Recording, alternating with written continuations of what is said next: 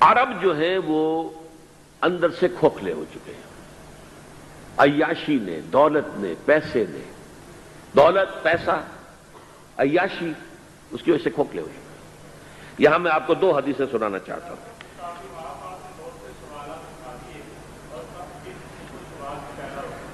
بہت سے ہو گئے، آپ اطمینان سے تشریف رکھیے۔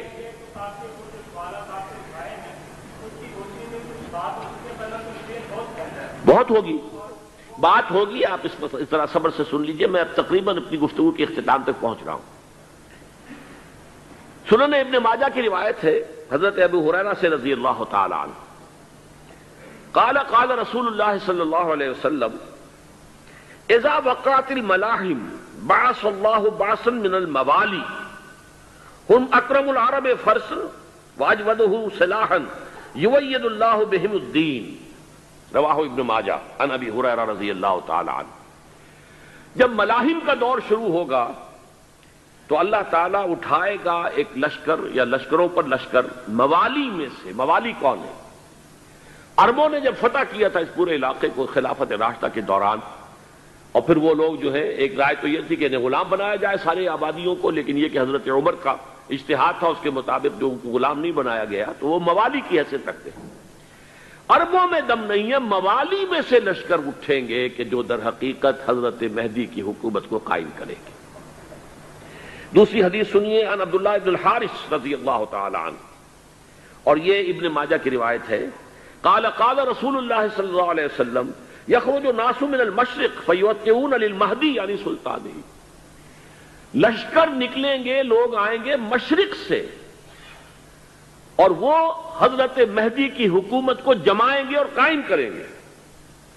اب ذرا نوٹ کیجئے کہ جزیرہ نما عرب کے مشرق میں کون سے ملک ہیں؟ 3، ایران، افغانستان، پاکستان۔ یہ 3 سالڈ مسلم ممالک، مسلم آبادی اکثریت۔ ویسے تو یہ کہ آگے ہندوستان میں 20 کروڑ مسلمان ہیں، لیکن وہ 20 کروڑ جو ہے وہ تو 80 کروڑ کے اندر تحلیل ہو جاتے ہیں غیر مسلموں میں، لیکن یہاں جو معاملہ ہے یہ غالب اکثریت کے۔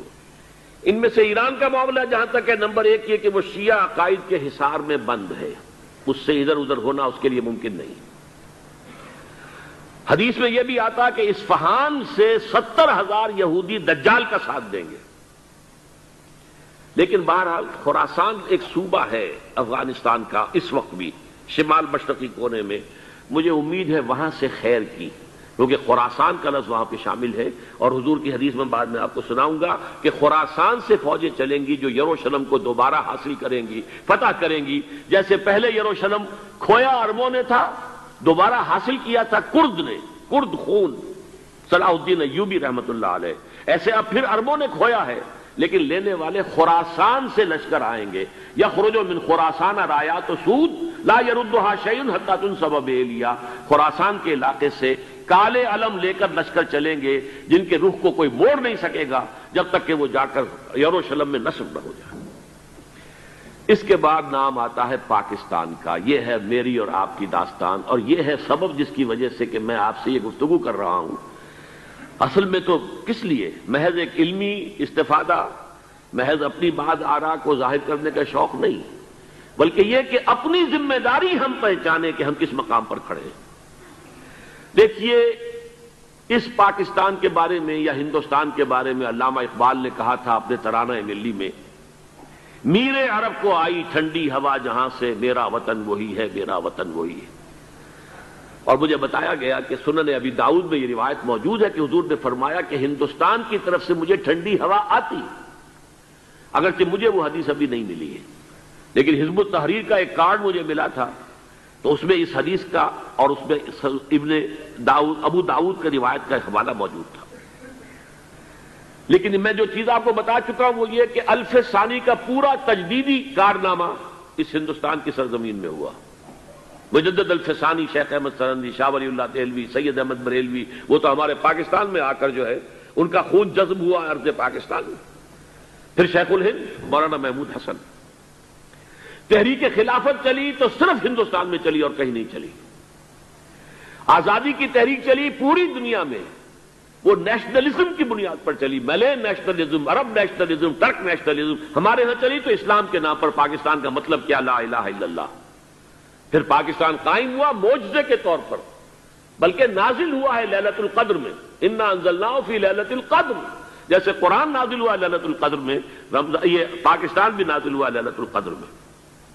اس کا برقرار رہنا ابھی تک معجزہ ہے. ہندو یہ سمجھتا تھا، کانگریس سمجھتی تھی کہ جھٹپٹ ختم ہو جائے گا. پھر یہ کہ اس کا قرارداد مقاصد کا پاس ہو جانا، مزید بھی اور اضافی دفعات دستور میں آ جانا، اب کمرشل انٹرسٹ کو ربا قرار دے کر حرام قرار دینا، یہ سارے لینڈ مارکس ہیں کہ جو اشارہ کر رہے ہیں کسی چیز کی طرف. معاملہ کدھر جا رہا ہے؟ پھر یہ کہ یہ جو 14ویں صدی کے مجدد تھے شیخ الہند، اس کے بعد سے کچھ ایسی شخصیتیں عظیم پیدا ہوئی ہیں ہند میں، جن کو میں سمجھتا ہوں کہ 14ویں صدی کے مجدد اور 15ویں صدی کے مجدد کے درمیان، یہ 15ویں صدی کے مجدد کی راہ کو سیدھا کرنے والے، جیسے کہ حضرت یحییٰ نے کہا تھا میں تو آنے والے کا راستہ سیدھا کر رہا ہوں حضرت عیسیٰ کے لیے، ایسے ہی 15ویں صدی کے لیے امام مہدی کے لیے راستہ صاف کرنے والے سب سے پہلے علامہ اقبال، جنہوں نے اسلام کا تصور دین کی حیثیت سے دوبارہ زندہ کیا ہے، ورنہ اسلام ایک مذہب کی شکل اختیار کر چکا تھا. پھر مولانا مودودی، مولانا ابوالکلام آزاد حکومت الہیہ کے نعرے کے ساتھ میدان میں آئے. یہ اقبال نے جو تصور پیش کیا تھا اس پر عملی جد و جہد کے لیے حزب اللہ قائم ہوئی. نوٹ کر لیجئے 11 برس کا فرق ہے عمر کا علامہ اقبال کے اور ابوالکلام کے. اور 1913 میں جب حزب اللہ قائم کی ہے اس وقت علامہ اقبال کی ملی شاعری اپنے عروج کو پہنچ چکی تھی. پھر یہ کہ علامہ اقبال کے بعد تعمیل جو ہے اس کام کی وہ ابوالکلام نے کی، لیکن روایتی علماء کی شدید مخالفت کی وجہ سے وہ بددل ہو کر چھوڑ گئے، کانگریس میں شامل ہو گئے. بساط جو ہے حزب اللہ کی انہوں نے لپیٹ دی.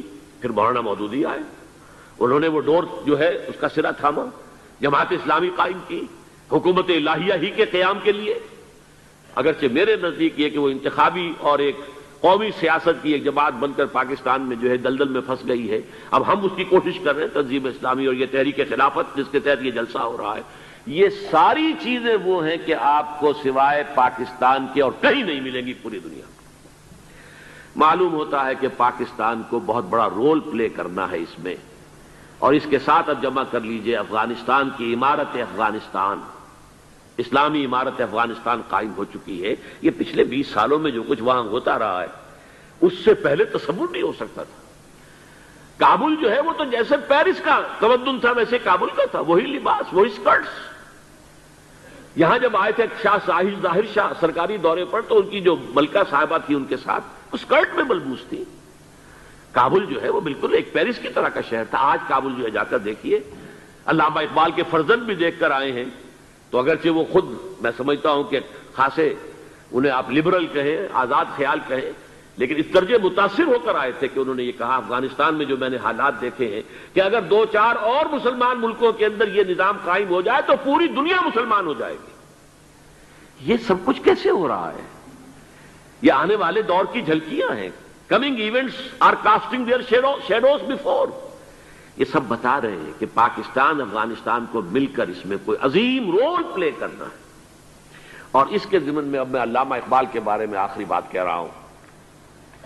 علامہ اقبال کے بارے میں عام یہ خیال ہے، انہوں نے اپنے خطبات میں مہدی کا اور نزول مسیح کا، حالانکہ میں کل پڑھ رہا تھا مولانا سعید احمد اکبر آبادی رحمۃ اللہ علیہ کا ایک مقالہ ان کا کہ علامہ اقبال نے ابن خلدون کے بارے میں یہ کہا ہے کہ مہدی کا اور نزول عیسیٰ کا دونوں کا انہوں نے انکار کیا ہے. حالانکہ ابن خلدون نے نزول عیسیٰ کا انکار نہیں کیا، صرف مہدی کا انکار کیا ہے.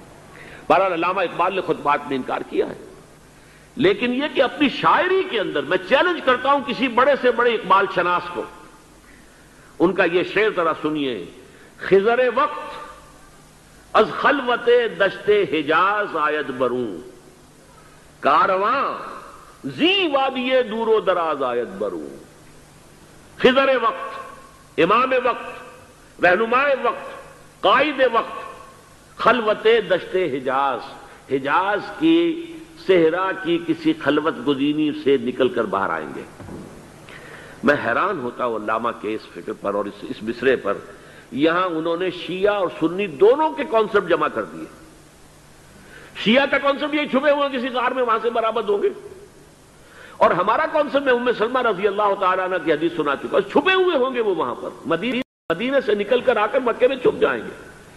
اس خانہ جنگی کی حالت میں لوگ ان کی طرف دیکھ رہے ہوں گے، سوچتے ہوں گے انہیں میدان میں آنا چاہیے، کوئی پارٹ پلے کرنا چاہیے، امت کی رہنمائی کرنی چاہیے، لیکن وہ چھپیں گے، وہ کارے ہوں گے، وہ اس ذمہ داری کو قبول نہیں کرنا چاہیں گے، جا کے چھپ جائیں گے مکے میں، وہاں سے مکے والے انہیں نکالیں گے، اور وہ کارے ہوں گے، انہیں بالکل یہ پسند نہیں ہوگا کہ یہ ذمہ داری اٹھائیں۔ تو خضر وقت از خلوت دشت حجاز آیت بروں، کارواں زی وادی دور و دراز آیت بروں، کارواں جو چلے گا ان کی مدد کے لیے اس وادی دور و دراز، اس عظیم وادی دور و دراز، یہ وادی سندھ ہے۔ وادی سندھ جو ہے ہم سمجھتے ہیں کہ صرف یہ پاکستان اور پنجاب جو ہے یہ اس میں شامل ہے، سندھ اور پنجاب نہیں، افغانستان کا پورا مشرقی علاقہ اس میں شامل ہے۔ جیسے دریائے جیلم سندھ میں جا رہا ہے، جیسے دریائے گلگت سندھ میں آ کر ملتا ہے، جیسے دریائے چناب اور راوی اور جیلم اور یہ سب جا رہے ہیں اور آ رہے ہیں، اسی طرح دریائے کابل کہاں سے آ رہا ہے، دریائے گومل کہاں سے آ رہا ہے، ٹوچی کہاں سے آ رہا ہے، یہ سارا جو ہے ڈرین جو ہو رہا ہے، ایسٹرن جو ہے پارٹ آف افغانستان، یہ سب وادی ہے۔ اس وادی کے یہ دو حصے ہیں، ایک حصہ جو ہے یہ ادھر پاکستان میں ہے اور اسی وادی کا دوسرا حصہ جو ہے وہ افغانستان میں ہے۔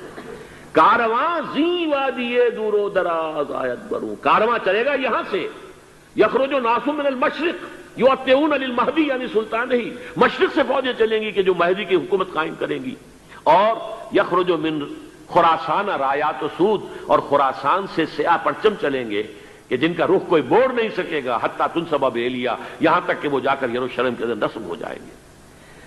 حضرات، میں ایک میری گفتگو کا حصہ باقی تھا لیکن میں اسے چھوڑ رہا ہوں، اس لیے کہ گلوبلائزیشن جو اس کی ہوگی، جو خلافت علی منہاج النبوہ کی تجرید کامل حضرت مہدی کے ہاتھوں عرب میں ہوگی، اس سے پہلے اس کے لیے محنت، کوشش، جد و جہد پاکستان اور افغانستان میں ہو چکی ہوگی جو اسے سپورٹ کرے گی اور وہاں جا کر حکومت قائم کرے گی۔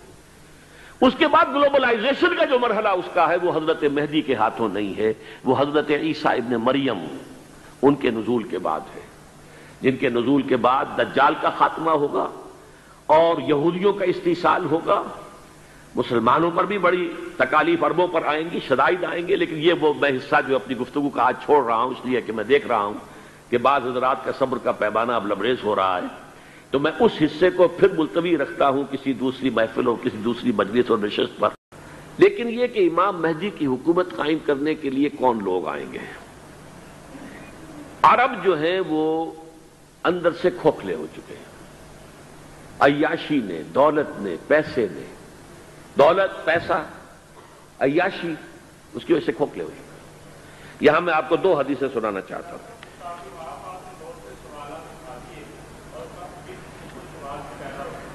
بہت سے ہوئے، آپ اطمینان سے تشریف رکھیے۔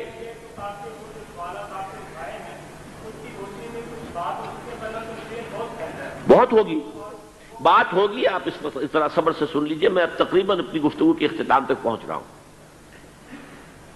سنن ابن ماجہ کی روایت ہے حضرت ابو ہریرہ سے رضی اللہ تعالی عنہ، قال قال رسول اللہ صلی اللہ علیہ وسلم اذا وقعت الملاحم بعث اللہ بعثا من الموالی ہم اکرم العرب فرسا واجودہ سلاحا یوید اللہ بہم الدین، رواہ ابن ماجہ عن ابی ہریرہ رضی اللہ تعالی عنہ۔ جب ملاحم کا دور شروع ہوگا تو اللہ تعالیٰ اٹھائے گا ایک لشکر یا لشکروں پر لشکر موالی میں سے۔ موالی کون ہے؟ عربوں نے جب فتح کیا تھا اس پورے علاقے کو خلافت راشدہ کے دوران، اور پھر وہ لوگ جو ہے، ایک رائے تو یہ تھی کہ انہیں غلام بنایا جائے ساری آبادیوں کو، لیکن یہ کہ حضرت عمر کا اجتہاد تھا، اس کے مطابق جو غلام نہیں بنایا گیا تو وہ موالی کی حیثیت رکھتے ہیں۔ عربوں میں دم نہیں ہے، موالی میں سے لشکر اٹھیں گے کہ جو در حقیقت حضرت مہدی کی حکومت کو قائم کرے گی۔ دوسری حدیث سنیے، عن عبداللہ ابن الحارث رضی اللہ تعالی عنہ، اور یہ ابن ماجہ کی روایت ہے، قال قال رسول اللہ صلی اللہ علیہ وسلم یخرج الناس من المشرق فیوتئون للمہدی یعنی سلطانی، لشکر نکلیں گے، لوگ آئیں گے مشرق سے اور وہ حضرت مہدی کی حکومت کو جمائیں گے اور قائم کریں گے۔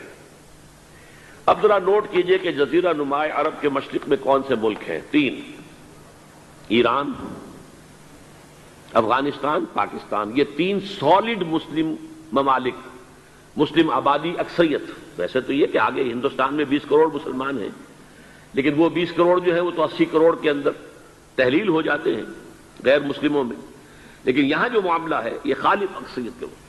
ان میں سے ایران کا معاملہ جہاں تک ہے، نمبر 1 یہ کہ وہ شیعہ عقائد کے حصار میں بند ہے، اس سے ادھر ادھر ہونا اس کے لیے ممکن نہیں۔ حدیث میں یہ بھی آتا کہ اصفہان سے 70,000 یہودی دجال کا ساتھ دیں گے، لیکن بہرحال خراسان ایک صوبہ ہے افغانستان کا اس وقت بھی شمال مشرقی کونے میں، مجھے امید ہے وہاں سے خیر کی، کیونکہ خراسان کا لفظ وہاں پہ شامل ہے، اور حضور کی حدیث میں بعد میں آپ کو سناؤں گا کہ خراسان سے فوجیں چلیں گی جو یروشلم کو دوبارہ حاصل کریں گی، فتح کریں گی، جیسے پہلے یروشلم کھویا عربوں نے تھا، دوبارہ حاصل کیا تھا کرد نے، کرد خون صلاح الدین ایوبی رحمت اللہ علیہ، ایسے اب پھر عربوں نے کھویا ہے، لیکن لینے والے خراسان سے لشکر آئیں گے۔ یخرج من خراسان رایات سود لا یردھا شیء حتی تنصب بإیلیا، خراسان کے علاقے سے کالے علم لے کر لشکر چلیں گے جن کے رخ کو کوئی موڑ نہیں سکے گا جب تک کہ وہ جا کر یروشلم میں نصب نہ ہو جائے۔ اس کے بعد نام آتا ہے پاکستان کا۔ یہ ہے میری اور آپ کی داستان، اور یہ ہے سبب جس کی وجہ سے کہ میں آپ سے یہ گفتگو کر رہا ہوں۔ اصل میں تو کس لیے؟ محض ایک علمی استفادہ، محض اپنی بات آراء کو ظاہر کرنے کا شوق نہیں، بلکہ یہ کہ اپنی ذمہ داری ہم پہچانیں کہ ہم کس مقام پر کھڑے ہیں۔ دیکھیے، اس پاکستان کے بارے میں یا ہندوستان کے بارے میں علامہ اقبال نے کہا تھا اپنے ترانہ ملی میں، میرے عرب کو آئی ٹھنڈی ہوا جہاں سے، میرا وطن وہی ہے، میرا وطن وہی ہے۔ اور مجھے بتایا گیا کہ سنن ابی داؤد میں یہ روایت موجود ہے کہ حضور نے فرمایا کہ ہندوستان کی طرف سے مجھے ٹھنڈی ہوا آتی، اگرچہ مجھے وہ حدیث ابھی نہیں ملی ہے، لیکن حزب التحریر کا ایک کارڈ مجھے ملا تھا، تو اس میں اس حدیث کا اور اس میں ابو داؤد کا روایت کا حوالہ موجود تھا۔ لیکن میں جو چیز آپ کو بتا چکا ہوں وہ یہ کہ الف ثانی کا پورا تجدیدی کارنامہ اس ہندوستان کی سرزمین میں ہوا۔ مجدد الف ثانی شیخ احمد سرندی، شاہ ولی اللہ دہلوی، سید احمد بریلوی، وہ تو ہمارے پاکستان میں آ کر جو ہے ان کا خون جذب ہوا ارض پاکستان میں۔ پھر شیخ الہند مولانا محمود حسن۔ تحریک خلافت چلی تو صرف ہندوستان میں چلی اور کہیں نہیں چلی۔ آزادی کی تحریک چلی پوری دنیا میں، وہ نیشنلزم کی بنیاد پر چلی، ملے نیشنلزم، عرب نیشنلزم، ترک نیشنلزم۔ ہمارے ہاں چلی تو اسلام کے نام پر پاکستان کا مطلب کیا؟ لا الہ الا اللہ۔ پھر پاکستان قائم ہوا معجزے کے طور پر، بلکہ نازل ہوا ہے لیلۃ القدر میں، انا انزلناہ فی لیلۃ القدر، جیسے قرآن نازل ہوا لیلۃ القدر میں، یہ پاکستان بھی نازل ہوا لیلۃ القدر میں۔ اس کا برقرار رہنا ابھی تک معجزہ ہے۔ ہندو یہ سمجھتا تھا، کانگریس سمجھتی تھی کہ جھٹپٹ ختم ہو جائے گا۔ پھر یہ کہ اس کا قرارداد مقاصد کا پاس ہو جانا، مزید بھی اور اضافی دفعات دستور میں آ جانا، اب کمرشل انٹرسٹ کو ربا قرار دے کر حرام قرار دینا، یہ سارے لینڈ مارکس ہیں کہ جو اشارہ کر رہے ہیں کسی چیز کی طرف، معاملہ کدھر جا رہا ہے۔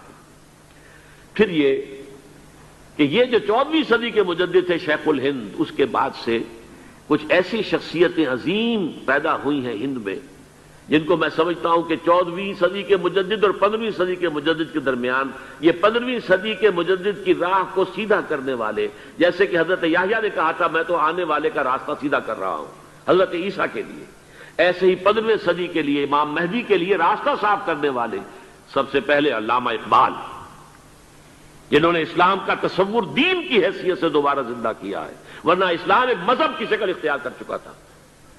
پھر مولانا مودودی، مولانا ابوالکلام آزاد حکومت الہیہ کے نعرے کے ساتھ میدان میں آئے۔ یہ اقبال نے جو تصور پیش کیا تھا اس پر عملی جد و جہد کے لیے حزب اللہ قائم ہوئی۔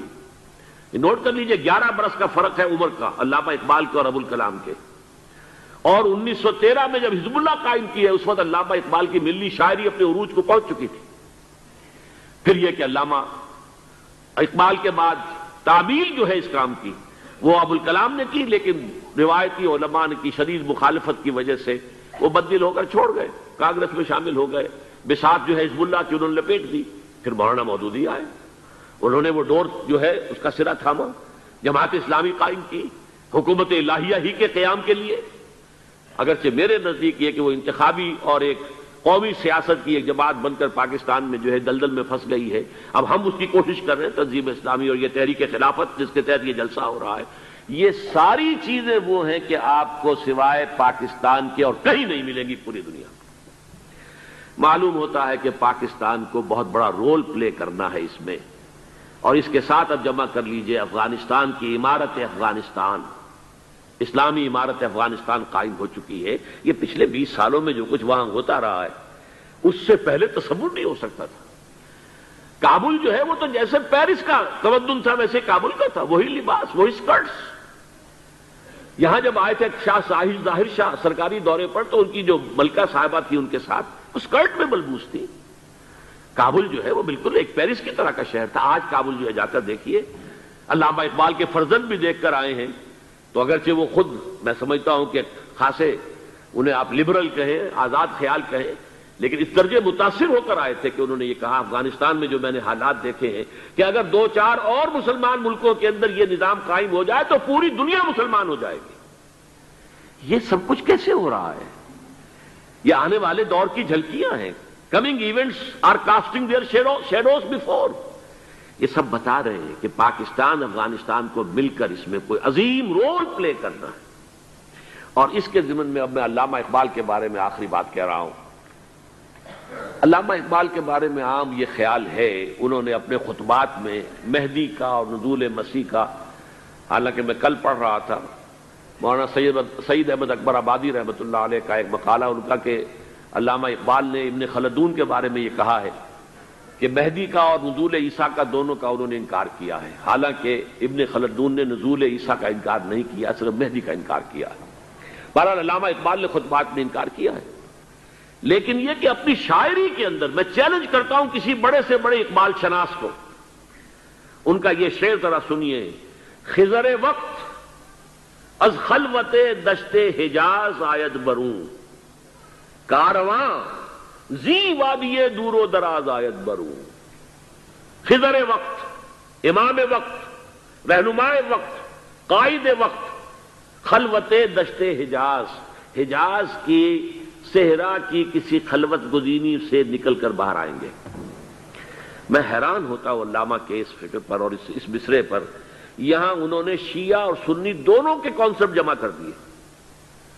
شیعہ کا کانسیپٹ یہ چھپے ہوئے کسی غار میں وہاں سے برآمد ہوں گے، اور ہمارا کانسیپٹ میں ام سلمہ رضی اللہ تعالیٰ عنہ کی حدیث سنا چکا، چھپے ہوئے ہوں گے وہ وہاں پر، مدینے سے نکل کر آ کر مکے میں چھپ جائیں گے۔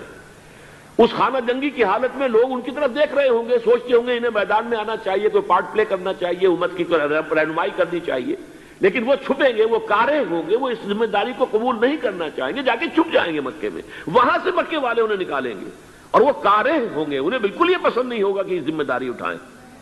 تو خضر وقت از خلوت دشت حجاز آید بروں، کارواں زی وادی دور و دراز آید بروں۔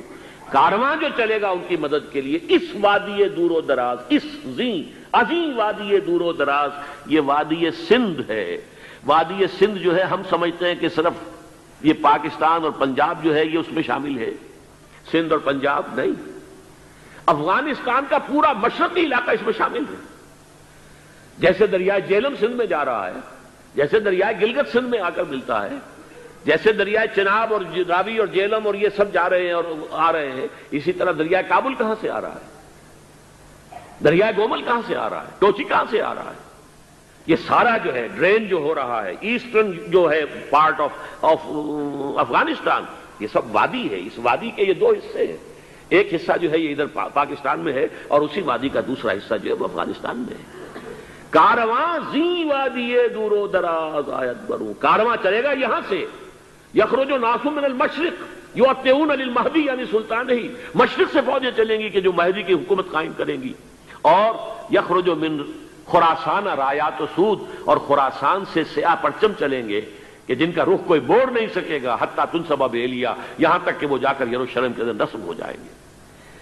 حضرات، میں ایک میری گفتگو کا حصہ باقی تھا لیکن میں اسے چھوڑ رہا ہوں، اس لیے کہ گلوبلائزیشن جو اس کی ہوگی، جو خلافت علی منہاج النبوہ کی تجرید کامل حضرت مہدی کے ہاتھوں عرب میں ہوگی، اس سے پہلے اس کے لیے محنت، کوشش، جد و جہد پاکستان اور افغانستان میں ہو چکی ہوگی جو اسے سپورٹ کرے گی اور وہاں جا کر حکومت قائم کرے گی۔ اس کے بعد گلوبلائزیشن کا جو مرحلہ اس کا ہے وہ حضرت مہدی کے ہاتھوں نہیں ہے، وہ حضرت عیسیٰ ابن مریم ان کے نزول کے بعد ہے، جن کے نزول کے بعد دجال کا خاتمہ ہوگا اور یہودیوں کا استحصال ہوگا۔ مسلمانوں پر بھی بڑی تکالیف اربوں پر آئیں گی، شدائد آئیں گے، لیکن یہ وہ میں حصہ جو اپنی گفتگو کا آج چھوڑ رہا ہوں اس لیے کہ میں دیکھ رہا ہوں کہ بعض حضرات کا صبر کا پیمانہ اب لبریز ہو رہا ہے، تو میں اس حصے کو پھر ملتوی رکھتا ہوں کسی دوسری محفل اور کسی دوسری مجلس اور نشست پر۔